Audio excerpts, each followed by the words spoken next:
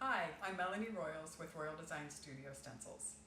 This is our final video of a three-part video series, how to upcycle a thrift store find with paint, patina, and the Mansion House Grill stencil from Royal Design Studio. In part one, we showed you how to create a rust patina finish using Modern Masters metal effects. In part two, we shared how to create a realistic dimensional effect with stencil shading using our Mansion House Grill stencil from Royal Design Studio. In our final video, we're going to show you how to create a fast and easy rustic paint finish using chalk paint and stain.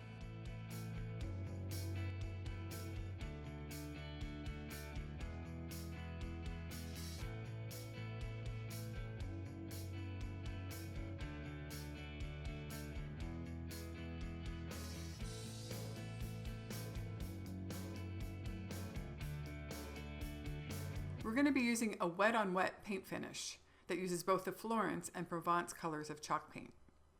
Apply both colors randomly with a brush over a small amount of the carved area at a time.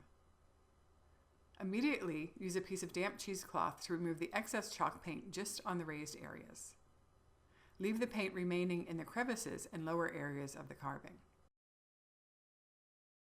Use a paintbrush to paint the side panels of the furniture piece with Florence. Use a long vertical motion and leave some open areas. While the paint is still wet, use a second brush to add some interest and highlights with Provence chalk paint. Continue blending the two colors slightly using long, straight brush strokes. You can repeat this step until you get the desired effect. Use the same technique to paint the top of the furniture piece, continuing with long, straight brush strokes that follow the grain of the wood. Use painter's tape to mask off the carved rust-finished areas, and repeat the technique on each of the drawers. To create a border around the cabinet doors, we taped off 5 inches on each side and painted a frame of color around each door using the same technique as before.